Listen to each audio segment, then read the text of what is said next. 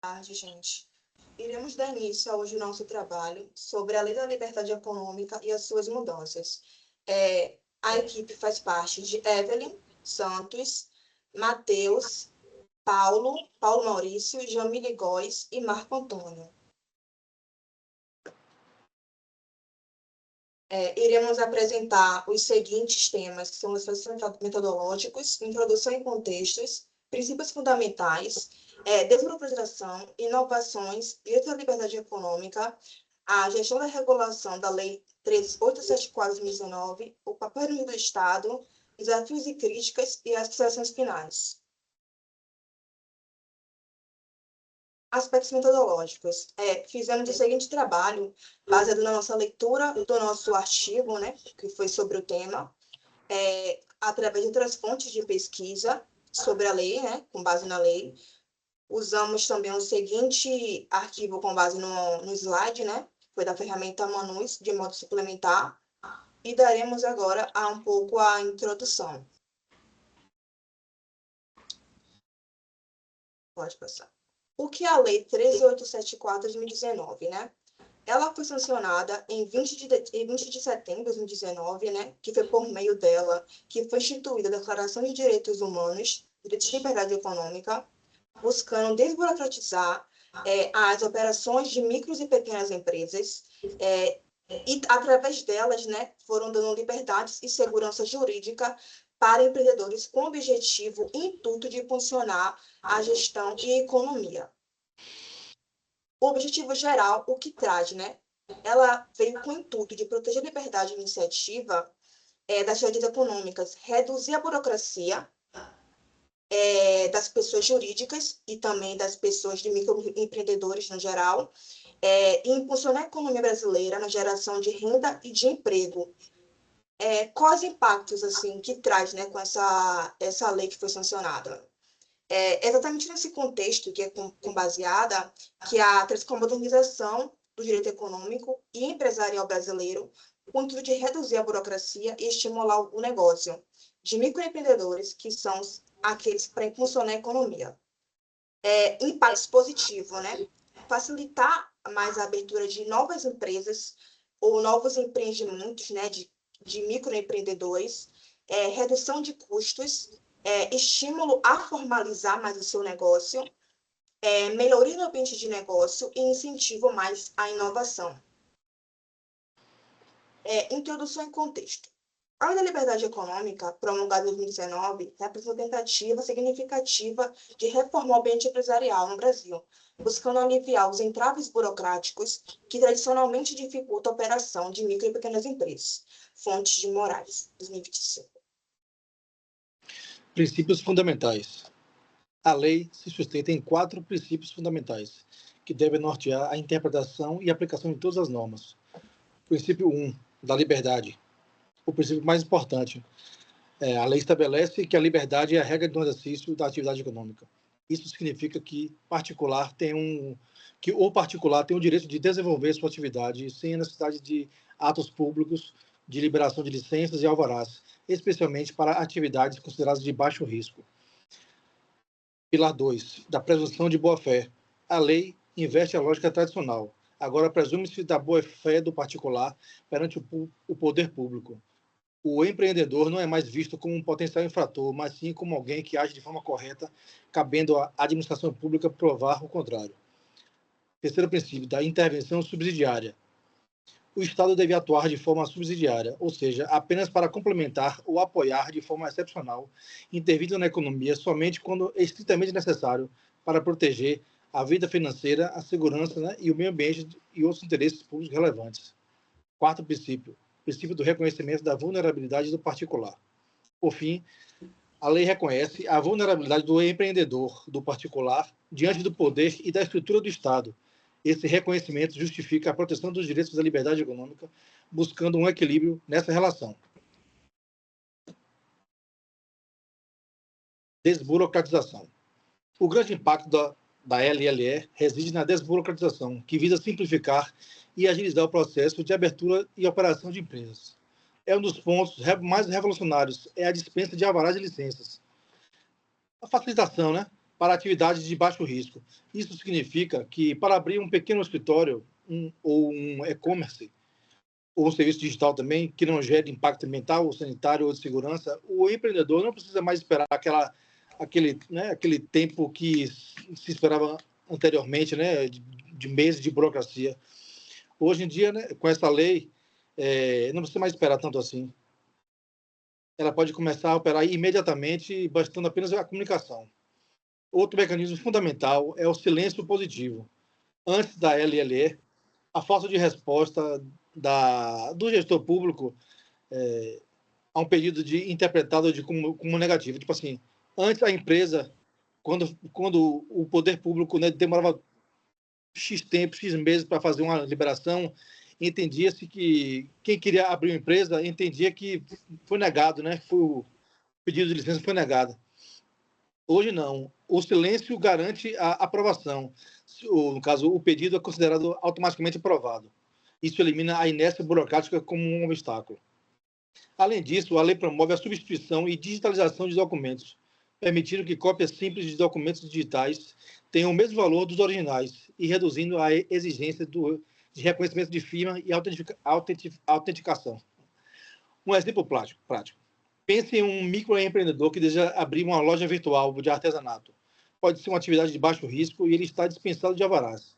Caso precise de alguma licença específica, se o órgão responsável não responder em 30 dias, o silêncio positivo garante que ele possa seguir com seu negócio sem ter que paralisar suas atividades por conta da lentidão administrativa. Foco 1, continuando desburocratização. Para as microempresas e os pequenos negócios, os impactos da LLE são transformadores. O benefício mais imediato é a redução drástica de custos de tempo. A dispensa de alvarás e o silêncio positivo permitem que o empreendedor comece a gerar receita mais rapidamente, sem gastar recursos com taxas e despachantes para processos burocráticos.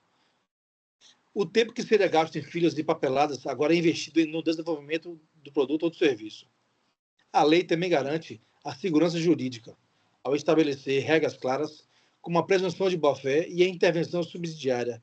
O empreendedor tem mais previsibilidade e menos medo de fiscalização arbitrária. Em última análise, a LLE é um poderoso estímulo ao empreendedorismo, ao facilitar a abertura e a operação. Ela incentiva a formalização de negócios que antes estavam na informalidade, gerando mais empregos e renda. O microempreendedor pode, finalmente, tirar o foco da burocracia e colocá-lo onde realmente importa, no crescimento e na inovação do seu próprio negócio. Em resumo, a lei da liberdade econômica não apenas simplifica, mas muda a cultura administrativa, colocando a liberdade e boa-fé do empreendedor no centro da política econômica nacional. Foco 2, inovação em micro e pequenas empresas. Nesse slide, destacamos como a Lei da Liberdade Econômica estimula a inovação, principalmente para as micro e pequenas empresas. Ao reduzir entraves regulatórios, a lei favorece o surgimento de startups e novos modelos de negócios, incluindo aí a possibilidade de testes regulatórios como o Standard Box, desde que não haja risco à segurança. Impactos nas micro e pequenas empresas. Redução de burocracia para as micro e pequenas empresas, especialmente nos setores de controle e serviços. Teste de razoabilidade, possibilidade de testar inovações regulatórias, experimentais. O feedback, os startups, como eu falei anteriormente, desde que não haja risco, Tá, eu não estou conseguindo enxergar. Meu Deus, me perdi aqui, viu? Meu Deus. Desde que não haja riscos iminentes à segurança, Por exemplo, risco ao meio ambiente, risco à questão da competitividade no mercado, Por isso que a lei tem, por exemplo, no artigo 4º, mais especificamente, como a gente vai falar um pouco mais à frente, uma alusão específica à dimensão da regulação. Sim, estamos ouvindo. Então, por isso que a lei já prevê também essa Não ouvi, questão Matheus. da razoabilidade específica para garantir que haja mecanismos que garantam a questão da regulação, né? E, ao mesmo tempo, garanta a questão da inovação e também a garantia da competitividade, né? Por isso que existem esses mecanismos que, ao mesmo tempo, buscam equilibrar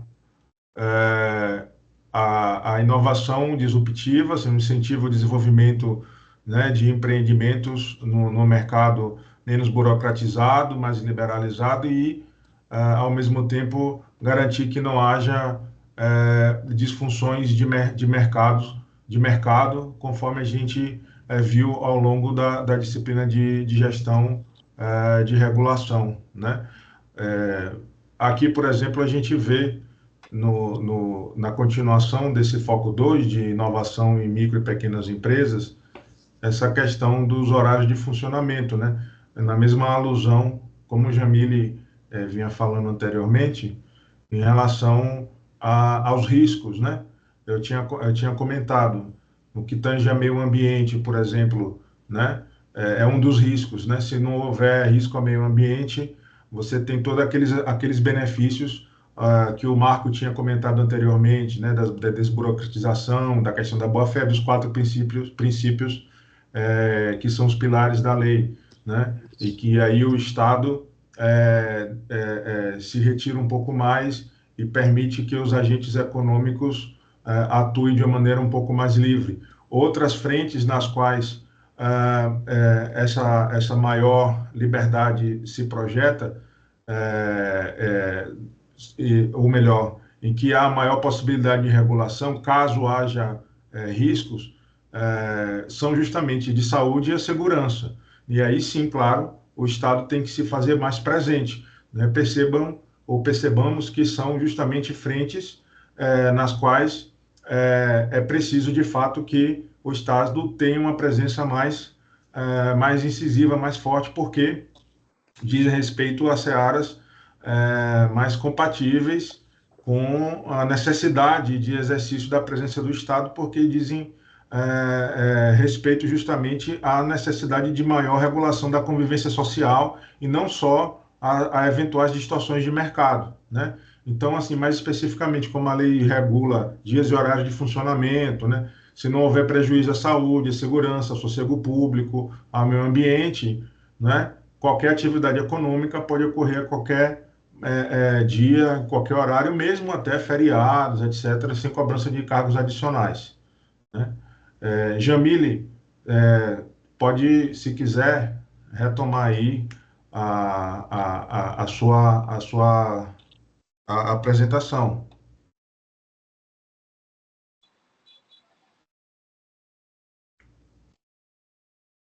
Deixa eu colocar aí. Acho que nós tivemos aqui uma queda. Gente, vocês estão me ouvindo? Sim. Agora sim. O meu caiu tudo aqui. Tem como editar? Gente, e aí? Como é que a gente faz? Tem como editar. Pode continuar a gravação. Na hora de cortar. Tá. Estão me ouvindo? Vocês me ouviram? Tô ouvindo sim, perfeito, velho. Foi legal pra caramba. Cheguei a te ouvir. Boa explicação, gostei. Acho que agora é Paulo, né? Eu queria Jamile com a jornada de trabalho. Jamile, você quer continuar de jornada de trabalho? Como? Acho que Jamile que não está ouvindo a gente. Ele tá ouvindo? Sim. Continua, pega da jornada de trabalho, a partir de jornada de trabalho. Tá.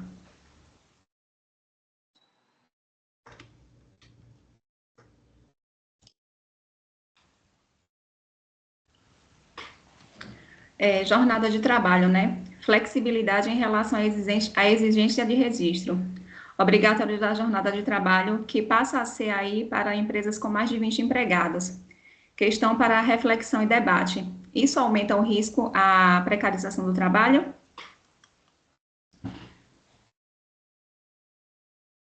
Foco 2, ainda falando sobre inovação em micro e pequenas empresas. As hipóteses que orientam esta pesquisa partem do pressuposto de que a desburocratização decorrente da Lei de Liberdade Econômica resulta em uma diminuição perceptível dos custos operacionais e uma maior eficiência administrativa para as micro e pequenas empresas.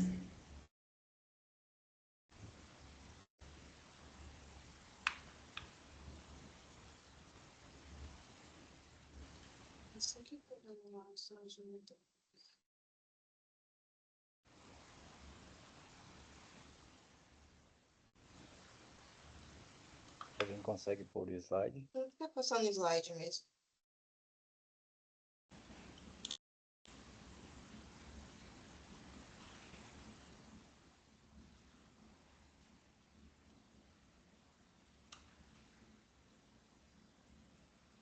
Ok.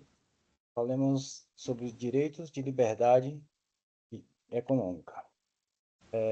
Garantias práticas ao empreendedor, dentro do artigo 3º.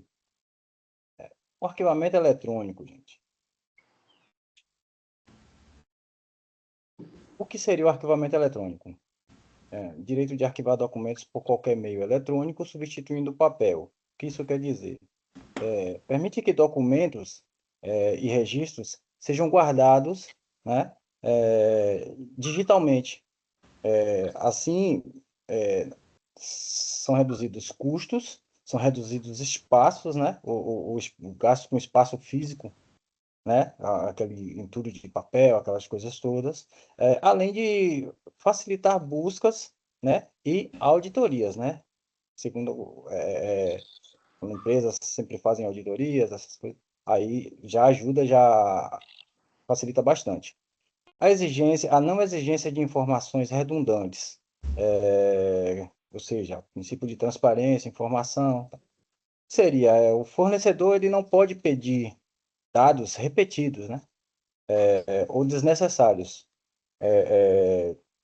evitando assim uma burocracia excessiva, né? E protegendo assim também a privacidade.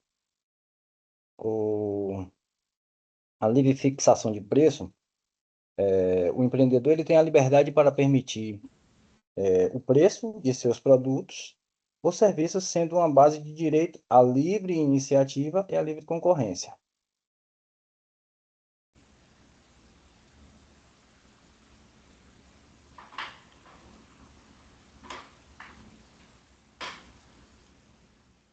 A gestão de regulação, na Lei nº 13.874/2019. Seria no capítulo 3 das garantias de livre iniciativa. Que seria, gente? O artigo 4 é dever da administração pública e das demais entidades que se vinculam a esta lei, no exercício de regulamentação de norma pública pertencente à legislação sobre a qual esta lei versa, exceto se, em estrito cumprimento a previsão explícita em lei, evitar o abuso do poder regulatório de maneira a indevidamente. Tal. No inciso 1º, diz: criar reserva de mercado ao favorecer na regulação grupo econômico ou profissional, em prejuízo dos demais concorrentes. No inciso 2, fala sobre redigir enunciados que impeçam a entrada de novos competidores nacionais ou estrangeiros no mercado. No inciso 3, diz que exigir especificação técnica não seja necessária para atingir o fim desejado. No inciso 4, redigir enunciados que impeçam ou retardem a inovação e a adoção de novas tecnologias, processos ou modelos de negócio, ressalvadas as situações consideradas em regulamento como de alto risco. O inciso 5 fala sobre aumentar os custos de transação sem demonstração de benefícios.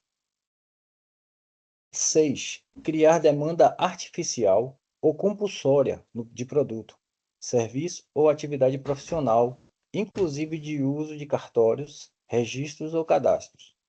No inciso 7, introduzir limites de livre formação de sociedades empresárias ou de atividades econômicas.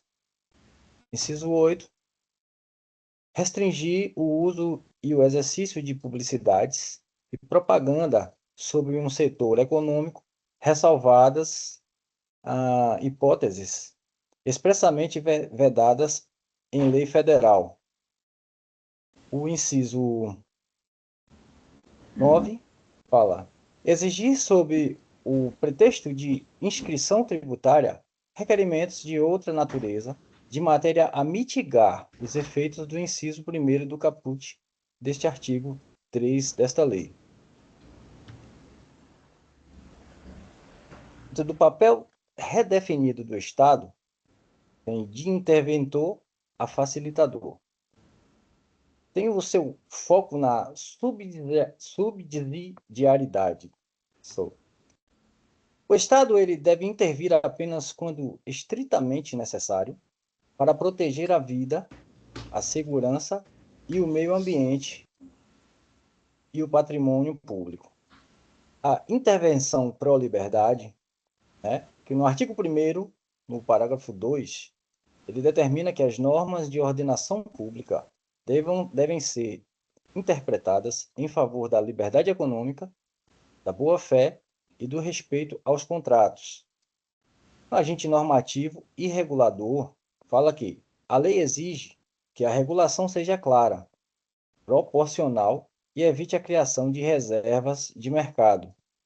Sobre mudança de paradigma, a lei ela busca redefinir a atuação estatal, focando em ser um facilitador e não um obstáculo ao desenvolvimento econômico.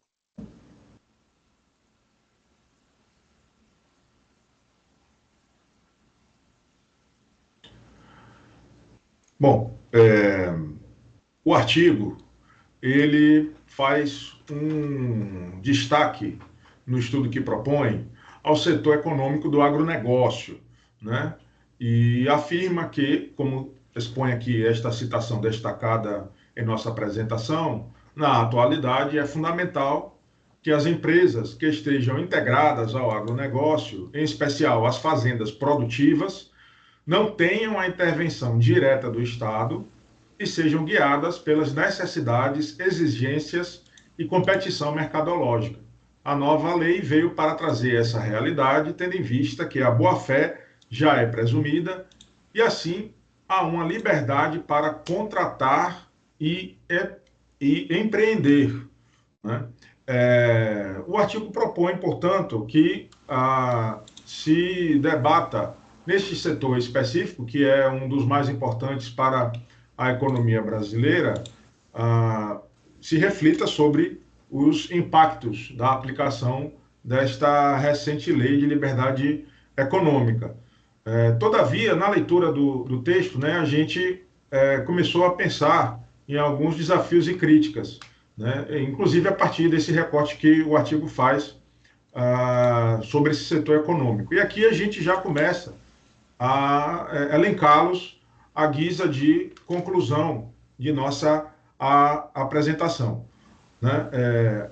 No que tange a barreiras à implementação plena dessa nova lei, né? Ponto 1, setores altamente regulamentados, né, em termos de desafios e críticas. Primeiro, a implementação enfrenta desafios em áreas como saúde e segurança.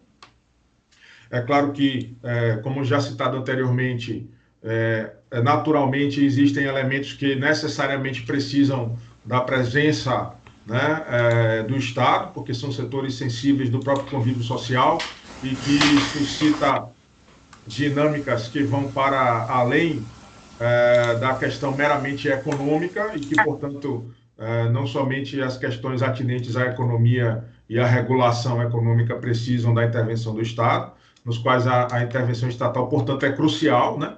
E a simplificação é mais complexa, né? A vida não é só tangida, a vida social não é só tangida pela economia, e o artigo reconhece isso ao trazer esse aspecto em sua discussão, né? Ponto 2, resistência cultural, né? Inércia e resistência de órgãos públicos e servidores à mudança de cultura, o que exige uma postura de facilitadores né, por parte desses órgãos e não de obstáculo.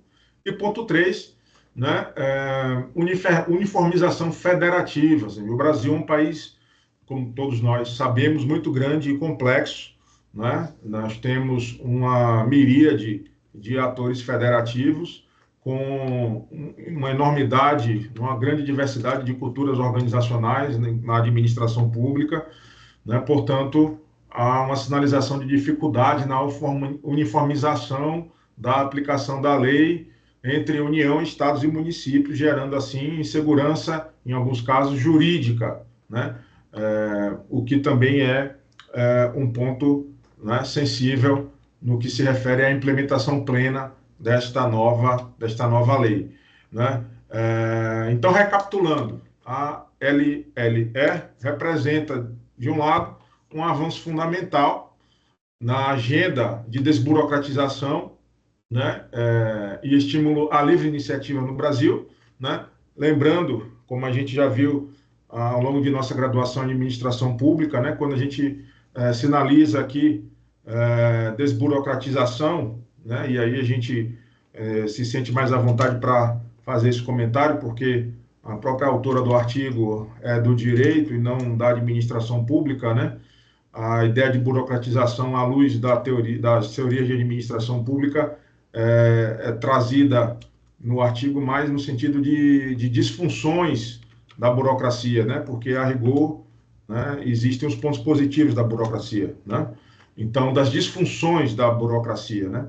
Então, nesse sentido, sim, um avanço a lei apresenta, né, em termos de desburocratização e estímulo à livre iniciativa no Brasil. Afinal de contas, as micro e pequenas empresas, um dos recortes positivos aí, né, no estudo apresentado pelo artigo, representam uma fatia muito grande do que movimenta, né, a economia no país, geração de emprego e renda, etc., né? Em termos de impacto, visa contribuir para a melhoria do ambiente de negócio, né? Claro, facilidade de abertura, redução de custos, né? E para o aumento da própria competitividade nos mais variados setores de mercado, no Brasil e até fora do Brasil, né?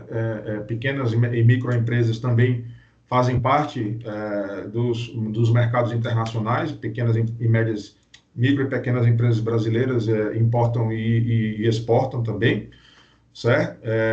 E poderíamos até acrescentar aqui, em termos de impacto, né, a sempre desafiadora a taxa de mortalidade de empresas, né? Então, isso também suscita, ou pode suscitar, impactos positivos, né? Perspectivas para otimizar seu impacto: é essencial a modernização contínua do arcabouço regulatório e a adoção de práticas que favoreçam a conformidade voluntária, né, para que esses atores econômicos, né, aliados ao Estado e vice-versa, possam cada vez mais, né, contribuir para que tenhamos um ambiente econômico mais saudável no país. E, mais especificamente, no que concerne ao artigo analisado, uma crítica que o grupo achou interessante trazer aqui ao final, até para o aprofundamento da discussão, né, para novos estudos, perspectivas, né, para o debate acerca da importância da gestão da regulação a partir do olhar da administração pública, é a seguinte, né: esse artigo, neste momento, né, da sua apresentação, ainda que seja um texto recente, né, de 2025, que a lei já tenha sido, já desde 2019, já tenha sido implementada, não apresenta dados que fundamentam algumas das afirmações feitas, né, no próprio artigo, como, por exemplo, os impactos acerca do crescimento da inovação e da competitividade das micro e pequenas empresas, a resistência cultural, que foi aludida há pouco, dos órgãos reguladores, ou dados específicos sobre o recorte, né, setorial do agronegócio, né, que tem uma variedade de segmentos dentro desse próprio setor, né?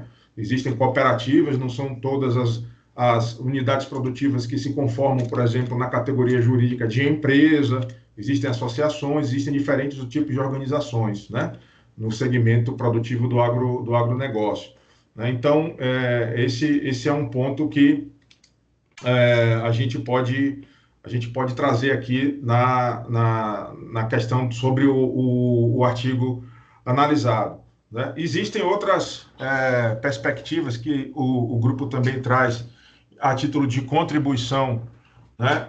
A partir da leitura feita do artigo e também, obviamente, da consideração de todo o conhecimento acumulado ao longo da disciplina, pensando na perspectiva de pesquisa futura, né, que poderia apresentar com dados, né, concretos, para que a gente tenha um delineamento mais assertivo acerca dessa realidade, né, que seria a apresentação de um panorama dos custos dessa burocracia para o ambiente de negócio brasileiro, antes e depois dessa lei analisada. A gente já tem aí um panorama, né, de recorte temporal, né, de mais de meia década, né, entre o momento atual e a promulgação da lei analisada, com fundamentação, né, metodológica que estabeleça uma correlação entre a desburocratização, por um lado, oportunizada pela nova lei, e esse ambiente de negócio, né? E aí, nesse sentido, uma série de variáveis poderia considerar impactos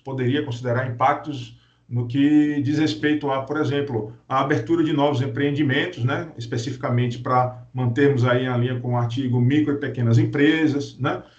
Como eu falei há pouco, a redução desse nível, desse índice de mortalidade das empresas, né? Ou seja, as empresas têm conseguido continuar em operação, né? Por mais tempo, em função, né? É possível fazer essa conexão em função dessa nova lei, né? Em termos de custo, inovação, né? Geração de novos produtos e serviços, patentes, né? Então, a própria disciplina de tecnologia e inovação que a gente teve nesse semestre foi importante para a gente fazer essa proposição, né, na leitura desse artigo. Impactos positivos na economia nacional, no que se refere a dados macroeconômicos, como geração de emprego, arrecadação tributária, propensão à expansão dos negócios e investimentos, a própria balança comercial, já que o texto alude, né, ao mercado global, mas ainda assim não traz dados sobre exportação e importação, também não traz dados sobre nível de competitividade empresarial, e existem já indicadores consolidados na literatura especializada acerca disso, e claro, né, como apresenta o módulo que foi basilar para a nossa disciplina ao longo do semestre, o próprio papel das agências reguladoras diante desse novo ambiente normativo, né, agora também ancorado na Lei de Liberdade Econômica, né? Então,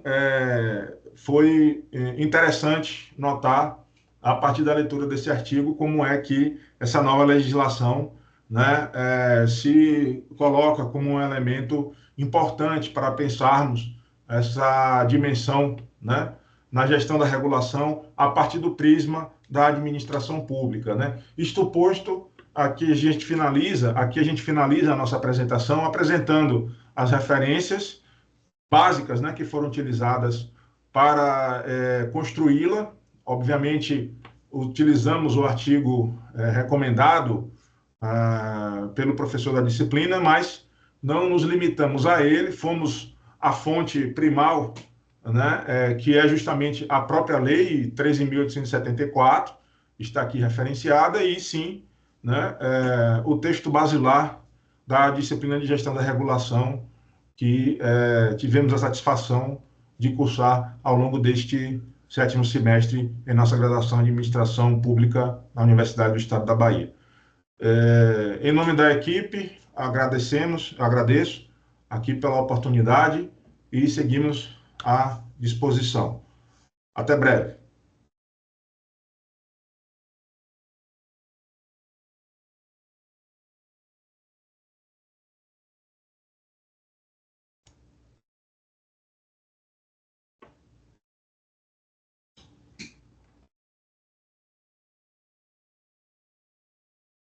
E aí, gente? Deu conta aí o tempo? Deu com as nossas interrupções aqui por culpa da internet. Claro, vivo tinha oi. E no caso do Paulo aí, alguma